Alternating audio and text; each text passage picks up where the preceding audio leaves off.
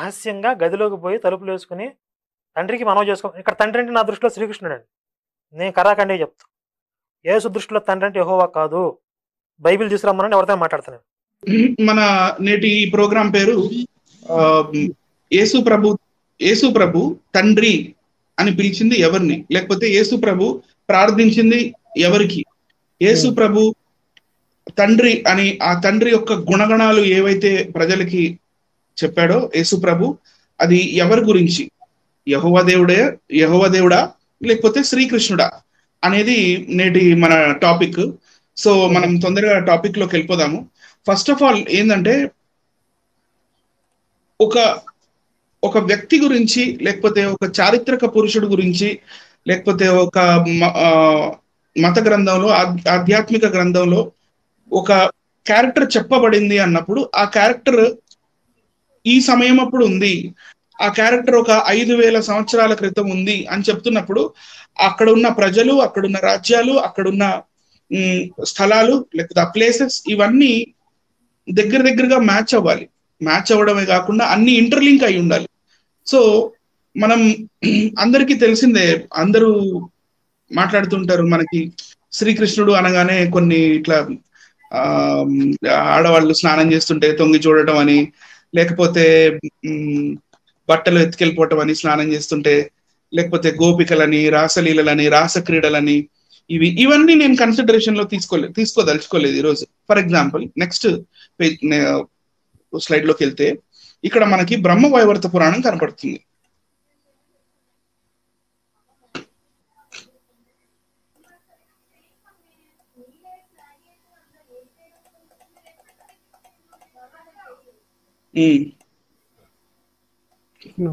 ఒక నిమిషం.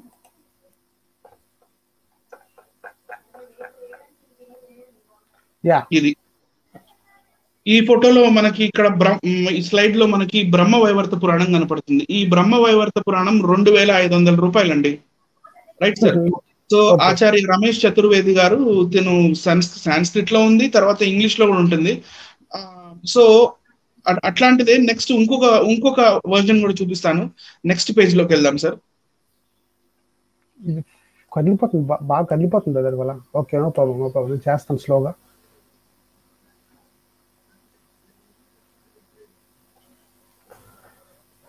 One minute, ఒకసారి ఇందులో చేద్దాం. Okay,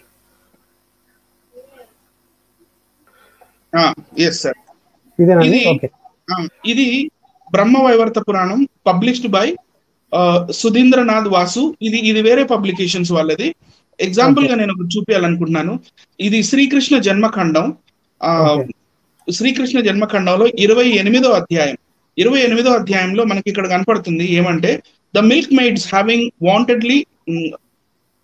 wantonly played with Hari in the sphere of the rasa, played with him again on different occasions and in different places, in some lovely solitary place, in a grove of flowers, on the coast of the river, in the cave of a mountain, in a crematorium అంటే శ్మశానం. So ఇక్కడ మన కింద lines కూడా నేను tick చేయడం జరిగింది. In this 33 forest, very much liked by girls, they passionately sported for 33 days. 33 వనాల్లో 33 రోజుల వరకు వీరు క్రీడించారు. And yet their desires were not satisfied. వారి కోరికలు, వారి వాంఛలు 33 రోజులు ఇలా క్రీడించినా కూడా తీరలేదు అని మనకి ఇలాంటివి కనపడతా ఉంటాయి. అంటే క్రిమటోరియం అంటే శ్మశానం అని. సో ఇలాంటివి నేను కవర్ చేయదలుచుకోలేదు నేను, ఎందుకంటే మనకి తెలిసిందే, మనకి అశ్లీలం అనేవి మనకి కనపడతా ఉంటాయి. But let me not highlight that, నేను అవి హైలైట్ చేయను. ఫర్ ఎగ్జాంపుల్ నెక్స్ట్ స్లైడ్ లో కూడా దొరుకుతుంది సార్. ఇదే సేమ్ బ్రహ్మ వైవర్త పురాణం, శ్రీకృష్ణ జన్మఖండం, చాప్టర్ 28, శ్లోకాలు 163 and 164 ఇక్కడ మనకి కనపడుతుంది. కందరే కందరే రభ్యే నిదేశుచ నదీషుచ అతీవ నిర్జన స్థానే. నిర్జన స్థానే means in a lonely place, ఎవరు లేని ప్లేసుల్లో. శ్మశానే అంటే శ్మశానంలో. గిరిగృహరే అంటే కొండ గుహల్లో. గిరిగృహరే అంటే కొండ గృహల్లో కింద ఉంది cremation ground. So I'm clearly telling, నేను ఇలాంటివి అసలు టచ్ చేయను ఈరోజు. సో నెక్స్ట్ స్లైడ్ లోకి వెళ్దాం సార్. సీన్ 1 నేను ఓన్లీ టూ అంటే 2 సీన్స్ చెప్తాను. ఆ 2 సీన్స్ ప్రకారం we will start the investigation and we will see that Yesu ప్రభు ఎవరికి ప్రార్థన చేశారు, యెహోవా దేవుడికా లేకపోతే శ్రీకృష్ణుల వారికా అనేది చూద్దాం సార్. నెక్స్ట్ సీన్, ఈ సీన్ 2 సార్ ఫుల్ స్క్రీన్ అవ్వలేదు చూడండి ఇగో. ఓకే, ఇది శ్రీదేవి భాగవతం 4వ స్కందం 25వ అధ్యాయం. ఇక్కడ ఏంటంటే మనకి శ్రీకృష్ణుడు తనకి పిల్లలు పుట్టట్లేదని శివుడికి తపస్సు చేసినప్పుడు శివుడు వస్తాడు. శివుడు వచ్చినప్పుడు శివుడితో కృష్ణుడు మాట్లాడే ఈ సీన్ అన్నమాట. ఏం మాట్లాడుతున్నాడు శ్రీకృష్ణుడు అనేది మనం చూద్దాం. కనబడుతుందండి అంటే కనపడకపోయినా పర్వాలేదు సార్. మనం పీడిఎఫ్ మనం గూగుల్ డ్రైవ్ లో పెట్టి లింక్ ఇద్దాము. పీడిఎఫ్ ఫుల్ గా చదువుతూ చేద్దాం సార్, పర్లేదు. ఓకే. కింద పారాగ్రాఫ్ ఉంది రెడ్ కలర్ లో, నేను అండర్లైన్ చేశాను. శివుడు వచ్చినప్పుడు శ్రీకృష్ణుల వారు ఏం మాట్లాడుతున్నారో చూద్దాం సార్. మన్మదాంతక గర్భవాసంలో మహా దుఃఖం అనుభవించాను. శ్రీకృష్ణుల వారు తన సొంత మాటకు చెప్తున్నారు, వినండి. మన్మదాంతక గర్భవాసంలో మహా దుఃఖం అనుభవించాను. పుట్టిన వెంటనే కంస భయంతో గోకులానికి పారిపోయాను. అక్కడ గోధూళితో దుమ్ము కొట్టుకుపోయిన జుట్టు నేను. అలా గడిచిపోయింది బాల్యం. ఒక మ్లేచ్ఛ రాజుకి బ్రాకెట్ లో యవనుడు భయపడి ద్వారకకు చేరుకున్నాను. అంటే ఇక్కడ context I want to hold this here. ఇక్కడ శ్రీకృష్ణుడు ఏం చెప్తున్నాడు మా శ్రీదేవి భాగవతం ప్రకారము, ఒక మ్లేచ్ఛ రాజు, మ్లేచ్ఛ మీన్స్ ఫారినర్ రాజు. ఆ రాజు ఎవరంటండి? యవనుడు అంట. ఆ యవన రాజుకి భయపడి ద్వారకకు చేరుకున్నాను. అంటే ఇక్కడ 2 ఇన్స్టెన్సెస్ మనకు కనపడుతున్నాయి. One instance is Srikrishna is afraid of that foreigner యవన రాజు, అంటే భయం అతనికి. భయపడడం నంబర్ 1. తర్వాత ద్వారకకి చేరుకోవడం, ద్వారకాని కట్టించడానికి మెయిన్ రీజన్ ఏంటంటే ఈ యవనుడు అనే ఒక మ్లేచ్ఛ రాజు శ్రీకృష్ణుడి మీద దండెత్తి వస్తున్నాడు అంట, మాటికి వస్తున్నాడు. కాబట్టి శ్రీకృష్ణుడికి భయం వేసి ద్వారకను కట్టించాడంట. ఈ 2 ఇన్స్టెన్సెస్, రైట్ సార్, ఇన్స్టెన్సెస్. తాత తండ్రుల కాలం నాటి మధుర సుందర పట్టణాన్ని వదులుకున్నాను. అంటే మథురాలో అతను ఖాళీ చేసేసి మొత్తం వదులుకొని and he has gone to అక్కడికి మన ద్వారకకి వెళ్ళారని మనకి ఇక్కడ క్లియర్ గా అర్థమైపోతుంది. యయాతి శాపానికి భయపడి ధర్మరక్షాపరుడనై రాజ్యాన్ని ఉగ్రసేనుడికి సమర్పించి చలో. ఇది మనం కన్సిడర్ చేసుకోవట్లేదు. ఇంకెప్పుడన్నా ఛాన్స్ వచ్చినప్పుడు we will again talk about this. మనం కన్సిడరేషన్ లోకి తీసుకోవాల్సిన పాయింట్స్ 2. ఒక మ్లేచ్ఛ రాజుకి బ్రాకెట్ లో యవనుడు భయపడి ద్వారకకు చేరుకున్నాను, ఈ ఒక్క లైన్, రైట్ సార్. ఓకే, ఇప్పుడు మనం సీన్ 2 లోకి వెళ్దాం. Okay, scene 2. ఈ సీన్ 2 కాల యవనుడి కథ, రైట్ సార్. కాల యవనుడి కథ. ఈ కథ ఏంటి? ఈ కాల యవనుడు ఎవరు? ఈ కథా కమామీష్ ఏంటి అని మనం చూస్తే కొంచెం ముందుకెళ్దాం సార్. నేను పురాణాలు దొలికి అప్పుడే వెళ్ళను. ఫస్ట్ ఒక చిన్న పోస్టర్ చూపించాలనుకుంటున్నాను. ఇప్పుడు నేను ఏదైతే చెప్పబోతున్నానో ఇది మొత్తం మీకు ఈ సినిమాలో కనపడుతుంది. నేను చిన్న ఉన్నప్పుడు ఈ సినిమా చూశాను, నాకు బాగా గుర్తు. శ్రీకృష్ణ విజయము. ఈ సినిమా పేరు శ్రీకృష్ణ విజయము. ఇందులో కాలయవనుడు అంటే మ్లేచ్ఛ యవన రాజు ఎస్వి రంగారావు గారు, శ్రీకృష్ణుడు పాత్రలో ఎన్టీఆర్ గారు మనకు కనపడతారు. కానీ ఇప్పుడంతా మనం సినిమా చూపించే దానికి మనం లైవ్ లో కూర్చోలేదు కాబట్టి మనం నెక్స్ట్ స్లైడ్ లోకి వెళ్ళిపోదాం.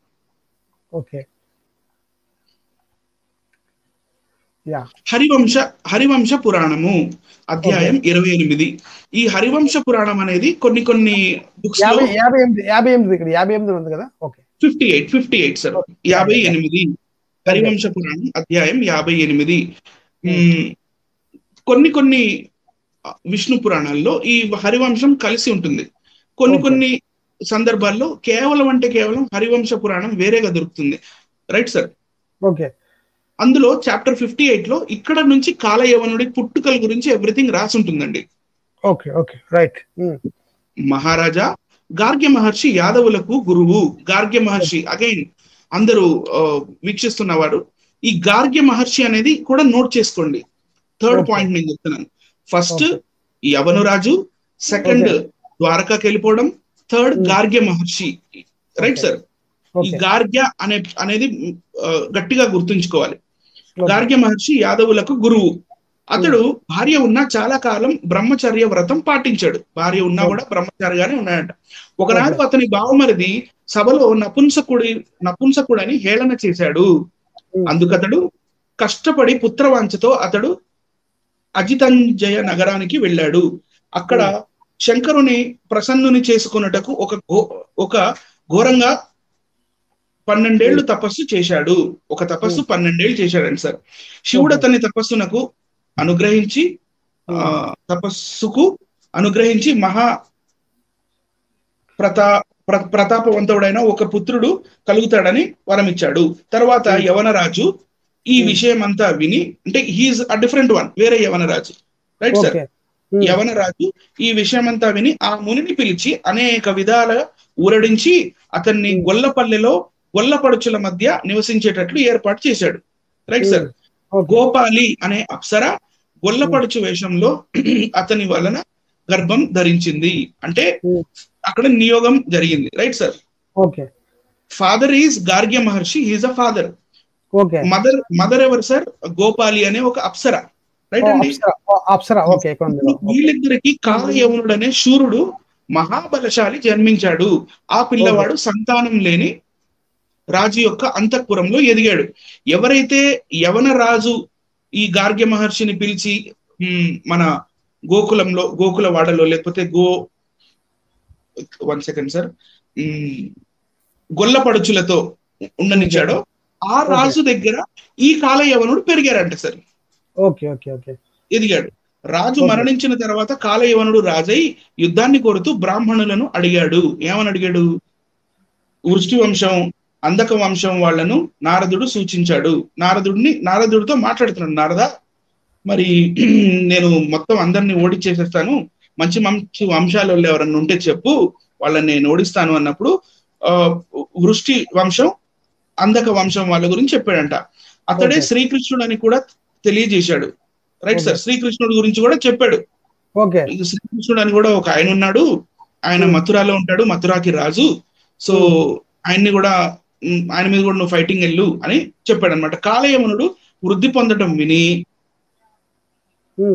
అతడెప్పుడు వచ్చి పడును అని ఆలోచిస్తేనో ద్వారవతికి చేరాడు. Right sir. 1 second sir. ఆ కాలయవనుడు రైట్ సార్. ఇప్పుడు ఆ కాలయవనుడు అనేక Shaka means Indo Scythians. Right sir. సకులు అంటారు కదా సార్, ఇండోసిడియన్స్. మనం చాలా చెప్పాం అది. ఓకే. సకులు, తుషార కింగ్స్ ఉన్నారు కదా, తుషారాస్, దరదరాజులు, కాశ్మీరీ రాజులు జాతులతో కలిసి మధుర మీద దండెత్తాడు. ఇక్కడ నుంచి సీన్ స్టార్ట్. మధుర మీద దండెత్తాడు. అతని సైన్యము నడకకు భూమి కంపించింది, ధూళి ఆకాశాన్ని కప్పివేసింది. మదించి ఉన్న కాలయవనుడు మనతో యుద్ధానికి సిద్ధమవుతున్నాడు. నారదుడు మనం మధురలో నివసించుట పూర్తి అయినట్లు చెప్పాడు, కాబట్టి ఇక్కడ నుండి పారిపోవటే మేలు అని ఈ మథురా వాసులు అనుకున్నారు. మథురా వాసులతో పాటు శ్రీకృష్ణుడు కూడా అనుకున్నాడు సార్. ఇలా నిశ్చయించి శ్రీకృష్ణుడు ఒక కుండలో నల్లని ఘోరమైన సర్పాన్ని పడేసి మూత వేసి తన దూతతో కాలయవనుని పంపాడు. శ్రీకృష్ణుడు మీకు చాలా సర్పం లాంటి వాడని భావం, కాల సర్పాలు లాంటి వాడని భావం. ఆ దూత కాలయవనుడికి ఆ కుండను చూపించాడు. ఒక కుండలో పామునేసి ఆ పాముని కాలయవనుడి దగ్గరికి శ్రీకృష్ణుడు పంపించాడంటే సార్. Right sir. అంటే ఐఎమ్ లైక్ సర్పెంట్, నాతో పెట్టుకోవద్దు, నేను కాటేసేస్తానని సూచనగా. Right sir. అతడు యాదవుడు నన్ను భయపెట్టాలని చూస్తున్నాడని గ్రహించి ఆ కుండ నిండా చీమలు నింపాడంట. ఎవరు? కాలయవనుడు. ఆ సర్పం చీమల చేతిన పడి బూడిదయ్యింది. ఆ కుండను యవనరాజు కృష్ణుడికి పంపించాడు. మళ్ళీ ఓకే, రివర్స్. రివర్స్, మళ్ళీ చీమలన్నీ వేస్తే ఆ చీమలు పావును కుట్టిని, పాము చనిపోయింది. తన Okay. ఉపాయం ఫలించలేదని గ్రహించిన కృష్ణుడు మధురను విడిచి ద్వారకకు వెళ్ళిపోయాడు. So okay, this is the instance where Krishna has gone to Mathura, Dwarka, right sir. Okay, okay. ఇక్కడ వృష్టి వంశం వాళ్ళను ఊరడించాడు. ఉమ్, వైరాన్ని పోగొట్టుకోవాలని కాలినడకన వెళ్లే బాటసారి వేషం ధరించి మధురకు తిరిగి వచ్చాడు, రైట్ సార్. వెళ్ళి మళ్ళీ వెనక్కి వచ్చాడు సార్. ఓకే. అప్పుడు అతని చేతిలో ఏమి ఆయుధం లేదు. కాలయవనుడు అతన్ని చూసి యుద్ధానికి తలపడ్డాడు. ఉమ్, కాలయవనుడు అండ్ కృష్ణుడు ఇప్పుడు ఫేస్ టు ఫేస్ అయ్యారు సార్. భగవంతుడు అతన్ని చూచి పారిపోయాడు. భగవంతుడు అతన్ని చూసి పారిపోయాడంట. Okay, okay. శ్రీకృష్ణుడు కాలయవనుని చూసి పారిపోయాడు. కాలయవనుడు అతన్ని పట్టుకోవడానికి వెనుకనే వెళ్ళాడు, కానీ కృష్ణుని పట్టుకోలేకపోయాడు. ఓకే. ఇది చాలా ఇంపార్టెంట్ సీన్ కృష్ణుడి లైఫ్ లో. ఎందుకంటే ఈ కాలయవనుడి వల్లే ద్వారక కట్టుకోవడం జరిగింది, right sir. Okay, okay, okay, okay. యవనరాజు వెంటాడుతుండగా శ్రీకృష్ణుడు నిశ్శబ్దంగా ముచుకుందుని గుహలో ప్రవేశించాడు. ఇక అక్కడి నుంచి ఏమవుతుందంటే, ముచుకుందుడు అనే ఒక శ్రీరాముల వారి వంశానికి చెందిన ఒక ముని అక్కడ నిద్రపోతూ ఉంటే, ఆ దుప్పటి కప్పుకొని నిద్రపోతూ ఉంటే, కాలయవనుడు ఆ గుహలో ఆ ముచుకుందుని చూసి, ఓహో ఇతనే శ్రీకృష్ణుడు కాబోలు అనుకొని అతన్ని తంతాడండి. తన్నంగానే ముచుకుందుడు కళ్ళు తెరుచుకొని చూస్తాడు మన కాలయవనుడికి వెళ్ళి. చూడంగానే కాలయవనుడు భస్మం అయిపోతాడు. ఈ కథ ఎండింగ్ అది. Okay, okay, okay. సో దీని తర్వాత నుంచి ఇంకా మాటికి ఎవరంటే వాళ్ళు మధుర మీదకి దండెత్తుతున్నారు కాబట్టి సేఫెస్ట్ ప్లేస్ మనకి ద్వారక అని చెప్పి, ద్వారకలో ఒక పెద్ద భవనం కట్టించుకొని, ఒక ఊరు కట్టించుకొని ద్వారకాలో ఉండడం మొదలు పెట్టారు అన్నట్టుగా మనకి పురాణాలు చెప్తుంటాయి. Okay, okay, okay, okay. So ఇందాక నేను చదివింది ఇక్కడ ఈ సినిమాలో ఉన్నది సీన్ ఒకటే. ఓకే, కాలయవనుడుగా ఎస్వి రంగారావు గారు, మనకి శ్రీకృష్ణుల వారిగా మనకి ఎన్టీఆర్ గారు కనపడతారు మనకి. ఇది ఇక్కడే. ఓరి కృష్ణ, నువ్వు ఇక్కడేం చేయుచున్నావు, నేను నీతో యుద్ధం కోరుచున్నాను అన్నప్పుడు, అమ్మో కాలయవనుడా అని చెప్పి ఆ సీన్ ఎక్స్ప్రెషన్ అది సార్ అక్కడ. Okay, right, right, right. Okay, right sir. Next slide లోకి వెళ్తే, ఇది శ్రీ మహాభాగవతము, రైట్ సార్. ఇది టీటీడీ వాళ్ళ ప్రింటింగ్ సార్. ఈ టీటీడీ వాళ్ళ ప్రింటింగ్ లో మనం పదవ స్కందానికి వెళ్తే, నెక్స్ట్ దాంట్లో 10వ స్కందం, నేను విషయ సూచిక మాత్రమే చూపిస్తాను. మొత్తం ఇంత పెద్ద టెక్స్ట్ చదివి నేను బోర్ చేయదలుచుకోలేదు. సేమ్ ఇదే కథ, సేమ్ ఇదే స్టోరీ మనకి భాగవతంలో కూడా కనపడుతుంది. నేను ఈ 3 లైన్లు చదివి వినిపిస్తాను చూడండి. కాలయవనుడు శ్రీకృష్ణుని మీద దండెత్తి మధురాపురమును ముట్టడి చేయుట, 366 పేజ్. విశ్వకర్మ కృష్ణుని యోగంబున సముద్రములో ద్వారకా నగరమును నిర్మించుట. నెక్స్ట్, శ్రీకృష్ణుడు నిరాయుధుండై కాలయవనుడు వెంటన పరిగెత్తుట. శ్రీకృష్ణుడు వెనకాల కాలయవనుడు పరిగెత్తుట. ఇవన్నీ మనకి ఇందులో కనపడతాయి. నెక్స్ట్ ఇక్కడ కింద మనకి ముచుకుందుని పూర్వ కథ అభివర్ణనము, ముచుకుందుడు అన్నాం కదా, అతను కూడా కనపడ్డాడు. ఇది మళ్ళీ విష్ణు పురాణం. నెక్స్ట్ ఈ విష్ణు పురాణంలో కూడా సేమ్ ఇదే స్టోరీ ఉంటుంది. Again and again I don't have to read everything, but పీపీటీలో పనికి వస్తుందని ప్రజలకి నేను కావాలని పెట్టడం జరిగింది. ఇది సెక్షన్ 20, అంటే బుక్ 5 సెక్షన్ 22. ఇది సెక్షన్ 22లో ఇక్కడ ఈ శ్రీకృష్ణుడు వెళ్ళి ద్వారకాని ఎలా కట్టించుకున్నాడు ఏంటి ఇవన్నీ ఉంటాయి సార్. ఇదంతా స్టోరీ ఉంటుంది. యాక్చువల్ గా ఈ సార్ మనం చూపించండి సార్. ఈ కథ శ్రీకృష్ణుడి లైఫ్ లో ఈ కథ చాలా ఇంపార్టెంట్ కథ. ఎందుకంటే శ్రీకృష్ణుడు కంసుడిని చంపుతాడు. కంసుడికి 2 భార్యలు ఉంటారు సార్. ఆ 2 భార్యల ఫాదర్ ఒక్కడే, అతనే జరాసంధుడు. నా అల్లుడిని చంపాడు కృష్ణుడు, నా అల్లుడు కంసుడు, నా అల్లుడిని చంపాడు కృష్ణుడు అని కృష్ణుడి మీద అప్పటికే పగబెంచుకొని కృష్ణుడి మీద 18 సార్లు ఆయన దండెత్తుతాడు. దండెత్తినప్పుడు విఫలం అయిపోతాడు. విఫలం అయినందుకు ఈ జరాసంధుడు కాలయవనుడితో పాటు కలిసి శ్రీకృష్ణుడి మీద అటాక్ చేసినప్పుడు సీన్ ఇందాక మనం చదివి వినిపించాం. ఓకే. అదే పేజ్ నేను ఇక్కడ మనకి పీపీటీలో పెట్టాను. మళ్ళీ back to PPT sir. Yeah okay. కొంచెం టైం అవుతున్నా కూడా జాగ్రత్తగా వినండి, చాలా ఇంట్రెస్టింగ్ గా ఉంటుంది ఇది. నెక్స్ట్ ఇక్కడ వచ్చేసి సెక్షన్ 23లో సెక్షన్ 23కి వచ్చేసరికి ఇందాక నేను చదివిన కథే, శాలా హ్యావింగ్ కాల్డ్ గార్గ్య ద బ్రాహ్మణ who is the cow pens important in the assembly of the Yadavs, నువ్వు నపుంసకుడు అని చెప్పి ఇందాక మనకి శల్యుడు శాలుడు, అదే same story sir. Right sir. Next మనం వెళ్ళిపోదాం. నెక్స్ట్ ఇప్పుడు డౌట్స్. కాల యవనులు అనే గ్రీక్ రాజు, యవనులు అంటే గ్రీక్సే సార్, దాంట్లో డౌటే లేదు. యవనులు అంటే గ్రీక్స్, ఓకే రైట్, అందులో డౌటే లేదు. కాల యవన అంటే బ్లాక్ యవన అంటే బ్లాక్ గ్రీక్ అని. ఈ గ్రీకులు ఇక్కడ ఏం చేస్తున్నారు మధుర ఈ ద్వారకా ఏరియాలో? I'll tell you sir. అందుకే హోల్డ్ చాలా ఇంట్రెస్టింగ్ గా ఉంటుంది. కాల యవనుడు అనే గ్రీక్ రాజుతో శ్రీకృష్ణుడు తలపడ్డా? Question number 1. క్వశ్చన్ నెంబర్ 2, యవనులు అంటే ఇండో గ్రీక్స్ మధుర నగరం పైకి నిజంగానే దండెత్తి వచ్చినట్టు చరిత్ర చెబుతుందా? నంబర్ 2. ఓకే. ఈ విషయం ఎలా తెలుసుకోవాలి? అది 3rd సార్. ఈ విషయం మనం తెలుసుకోవాలంటే మనం ఒక అద్భుతమైన బుక్ చదవాలి సార్. ఆ బుక్ నేను మొత్తం చదవను కానీ పైన ఇది government of India archaeological survey of India archaeological లైబ్రరీలో దొరుకుతుంది. ఇది మనకు PDF లో కూడా దొరుకుతుంది. దాని ఇంపార్టెంట్ పేజెస్ మాత్రం నేను తీసి పెట్టాను మీకు, you can see. Next sir, the Indo Greeks అనేవాళ్ళు ఇండియన్ సబ్ కాంటినెంట్ యొక్క బార్డర్స్ లో అండ్ ఇండియా లోపలికి కూడా ఒక కాలంలో వచ్చారు ఇండియాలోకి వాళ్ళు.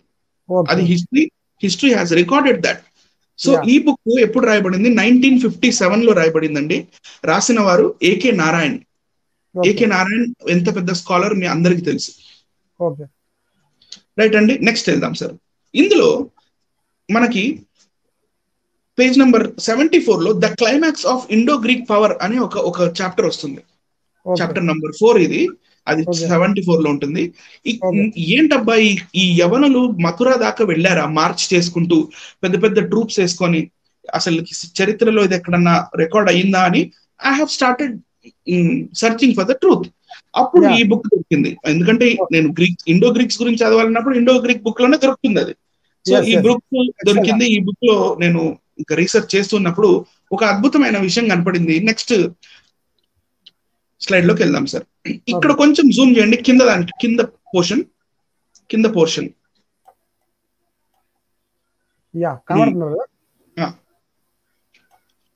ఇలాంటి స్టోరీయే చెప్తూ, రైట్ సార్, కొంచెం చిన్నగా చేయండి, ఒక్క నంబర్ చిన్నగా చేయండి సార్.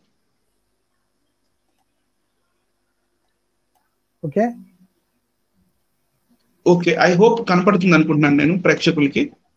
కనబడుతుంది చెప్పండి. Okay. But the real story of the Indo-Greek invasion becomes clear only on the analysis of the material contained in the historical section of Gargi Samhita, the Yuga Purana. Yuga Puranam అనే పుస్తకంలో గార్గి సంహిత అని ఉందంట. Okay. ఇందాక మనం గార్గ్య మహర్షి గురించి చదివాం కదా, గార్గి సంహితలో ఉందంట. కానీ ఇది కోయిన్సిడెన్స్ అంటే యాదృచ్ఛికమో లేకపోతే ఏంటో చూడండి. గార్గి సంహిత, ఇందాక గార్గ్య మహర్షి సంహిత యుగ పురాణంలో ఉందంట. It tells us that the Panchala and Mathura powers together with the యవన అంటే వీళ్ళు యవనులు Greeks who were known for their valor attacked Saketa means Ayodhya and marched. Next page.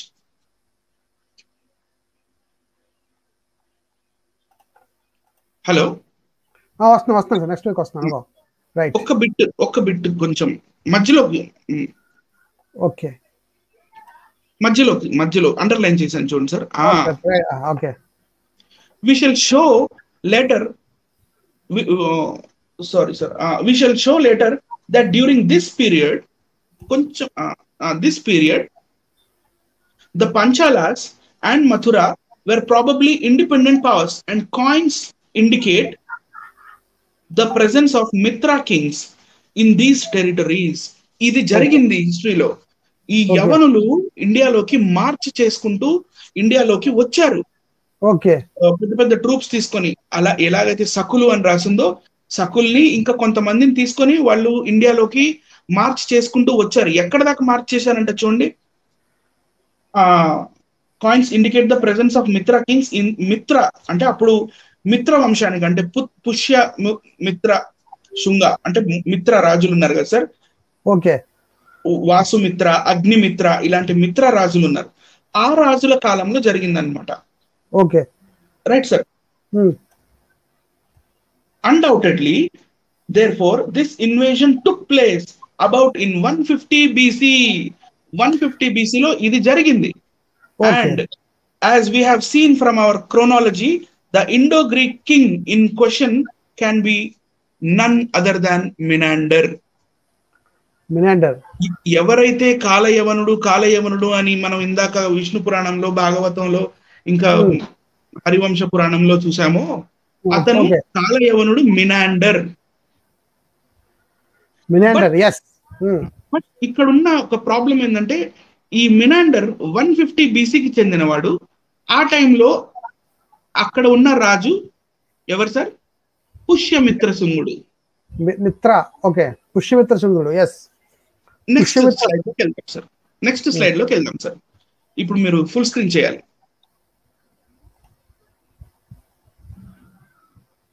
Okay, this is that map. ఇలాగే వాళ్ళు ఇండియాలోకి మార్చ్ చేసుకుంటూ వచ్చిన పైన arrow ఉంది చూడండి. Yes, all the way to Mathura and up to Patna, that is Pataliputra. అప్పుడులో వచ్చి మళ్ళీ వెనక్కి తిరిగి వెళ్ళిపోయారు. వీళ్ళకి ఫైటింగ్స్ అయినాయి. And this really happened in the history. కానీ ఎప్పుడు? 150 బీసీలో. ఆ కాలంలో ఉన్న రాజు ఇక్కడ శుంగ ఎంపైర్ కూడా కనపడుతుంది మనకి. శుంగ రాజు ఎవరు ఆ టైంలో? పుష్యమిత్ర శుంగుడు. కాలయవనుడు ఎవరు? మినాండర్. ఇక్కడ కృష్ణుడు కనపడుతున్నాడా? కనపట్లేదు, హిస్టరీలో కనపట్లేదు. నెక్స్ట్ శృంగ కనబడుతున్నాడు, మినాండర్ కనబడుతున్నాడు, కృష్ణుడు కనబడట్లేదు. Okay, next sir. Now let us see numismatics ante coins, the study of coins. Let us see a few coins. We have the coins of Menander yokka coins ivi sir. Okay, 150 BC కి చెందిన మినాండర్. మీరు ఇక్కడ చూడండి, కింద తన bust ఏదైతే కనపడుతుందో coin లో, అక్కడ మినాండర్ అని కనపడుతుంది చూడండి. MENAND P లాగా కనపడుతుంది. అది Greek P is English R, మినాండరాయ్ అని ఉంటుంది. Okay, right. So he is Menander. ఇది మినాండర్ కాయిన్. నెక్స్ట్ ఇట్లాంటి రాజులవే ఇలాంటి రకరకాల కాయిన్స్ దొరికినాయి మనకి, ఉన్నాయి. నెక్స్ట్ మళ్ళీ ఇంకొక పిక్ లో మళ్ళీ కాయిన్స్. ఎన్ని మినాండర్వే? ఓకే, లేదు, ఓన్లీ 2 కాయిన్స్ మినాండర్. ఇందులో మీకు రైట్ సైడ్ మధ్యలో 2 మినాండర్. ఓకే, రైట్ సైడ్ మధ్యలో 2. ఎస్, ఇది యూతల్ ఎక్స్ట్రీమ్ రైట్ సైడ్, అది దాని కిందది. ఎస్, ఈ 2 మినాండర్ కాయిన్స్. ఇవన్నీ మినాండర్ ముందు, మినాండర్ తర్వాత ఉన్న రాజుల కాయిన్స్ అన్నమాట. వాళ్ళ పేర్లు కూడా మన కింద కనపడతాయి. Coins of Diodotus, Euthydemus, Demetrius, Antimachus and Demetrius II. తర్వాత ఒకసారి అండి. ఓకే, రైట్ సార్, ఇదే the coins of Didioti, Epidemius I, Demetrius I, Antimachus I and Demetrius II. వీళ్ళందరూ కాయిన్స్ దొరికాయి మనకి. వీళ్ళందరూ 150 AD లేకపోతే 150 BC లేకపోతే 100 AD మధ్యలో, ఈ కాలంలో ఇండో-గ్రీక్ ఇండియన్ బార్డర్ దగ్గర ఉండేవాళ్ళు, సబ్ కాంటినెంట్ యొక్క బార్డర్ లో. Right sir. ఇప్పుడు అంటే పైన కూడా ఇది కూడా ఏంటంటే ఇక్కడ కూడా ఓకే, సరిపోయింది. 2 ఉన్నాయి కదా చూస్తున్నాను. Okay, right sir. ఇది ఒక్కసారి బయోగ్రఫీ ఆఫ్ పుష్యమిత్ర శుంగ అని చూద్దాం సార్. రైట్. నెక్స్ట్ ఓకే, పోయింది సార్, ఇదేనా? మధ్యలో ఒక పేజ్ ఉంది. Yeah. Yes. శుంగ వంశము క్రీస్తు పూర్వం 185వ సంవత్సరంలో సుమారుగా అశోకుని మరణానికి 50 సంవత్సరాల తరువాత ఏర్పాటు చేయబడింది. అప్పటి Okay. మౌర్య చక్రవర్తి అయిన బృహద్రథ మౌర్య, రైట్ సార్, బృహద్రథుడు తన సైన్యాధిపతి చేతిలో దారుణంగా హత్య చేయబడ్డాడు. అక్కడ పెద్ద పరేడ్ జరుగుతుంది ఆ రోజు. ఓకే, ఆ పెద్ద పరేడ్ లో తన సైన్యాధిపతి తనని వెనక నుంచి కత్తి దూసి చంపేశాడు సార్. Okay, right. ఆ సైన్యాధిపతి పుష్యమిత్ర శుంగుడు. ఓకే, శుంగ వంశము వాడు, బ్రాహ్మణుడు. అది. Okay, right. ఇతను సైనిక వందనం స్వీకరిస్తున్న రాజు బృహద్రథుని చంపి తరువాత సింహాసనాన్ని అధిష్ఠించాడు. చెప్పాను కదా సార్, పరేడ్ జరుగుతున్నప్పుడు అని. అదే దాన్ని సైనిక వందనం అంటారు. అంటే యాక్చువల్లీ ఇంగ్లీష్ లో గార్డ్ ఆఫ్ ఆనర్ అంటారు. గార్డ్ ఆఫ్ ఆనర్ జరుగుతున్నప్పుడు గౌరవ వందనం. అప్పుడు ఆ సమయంలో చంపడం జరిగింది. పుష్యమిత్ర శుంగుడు 36 సంవత్సరాల పాటు పాలించాడు. ఆ తర్వాత అతని కుమారుడు అగ్నిమిత్ర రాజ్యాధికారం చేపట్టాడు. శుంగ రాజ్యంలో 10 మంది శుంగ పాలకులు ఉన్నారు. అయితే రాజవంశం యొక్క 2వ రాజు అగ్నిమిత్ర మరణం తరువాత సామ్రాజ్యం వేగంగా విచ్ఛిన్నమైంది. శాసనాలు, నాణ్యాలు ప్రకారం ఉత్తర మధ్య భారతదేశం యొక్క ప్రాంతాలు చిన్న సామ్రాజ్యాలుగా, నగర సామ్రాజ్యాలు, అంటే నాగరి స్క్రిప్ట్, నాగరి అంటాం కదా, అదే సరే, నగర సామ్రాజ్యాలుగా శుంగ ఆధిపత్యంలో ఉండి స్వతంత్రంగా ఉన్నాయని సూచించబడ్డాయి. ఈ రాజవంశం అనేక విదేశీ శక్తులు, అంటే స్వదేశీ శక్తులు రెండిటితోనూ, విదేశీ అండ్ స్వదేశీ శక్తులతో జరిపిన యుద్ధాలకు ప్రసిద్ధి చెందింది. ఎవరెవరితో చేశారంట? వీరు కళింగ, శాతవాహన అంటే మన గౌతమిపుత్ర శాతకర్ణి, ఆ వంశం శాతవాహన, ఇండో గ్రీక్ రాజ్యాలతో, బహుశా పాంచాల, మధుర రాజులతో పోరాడు.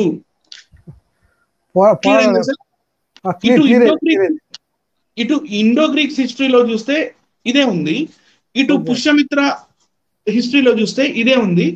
2 సైడ్లు మధుర ఉంది. ఓకే, అతను యవనుడు, ఇతనుడు బ్రాహ్మణుడు. Okay, right. సరే, ఇప్పుడు నెక్స్ట్ మళ్ళీ ఇప్పుడు శుంగుడి న్యూమిస్మాటిక్స్ వద్దాం. ఓకే, పురావస్తు శాఖకి లభ్యమైన నాణెములు క్రీస్తు పూర్వం 184 నుంచి 75 మధ్యలో శుంగరాజులు నాణాలు ఇవి సార్. కింద చూడండి, Kosala కర్షాపణ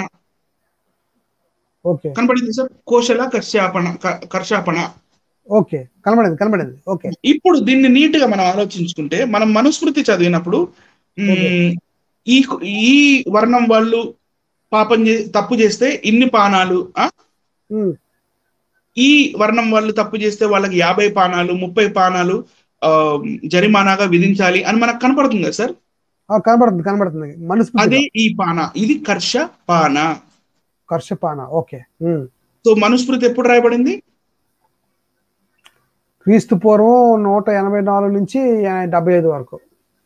right sir, hold it there. Next ఇప్పుడు పార్ట్ 2 లోకి వెళ్దాం సార్.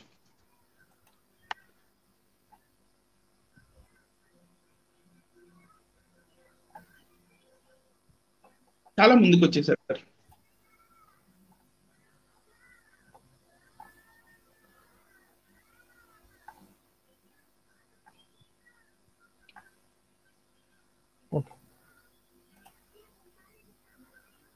కదిలిపోతుంది. ఒక్క నిమిషం అండి.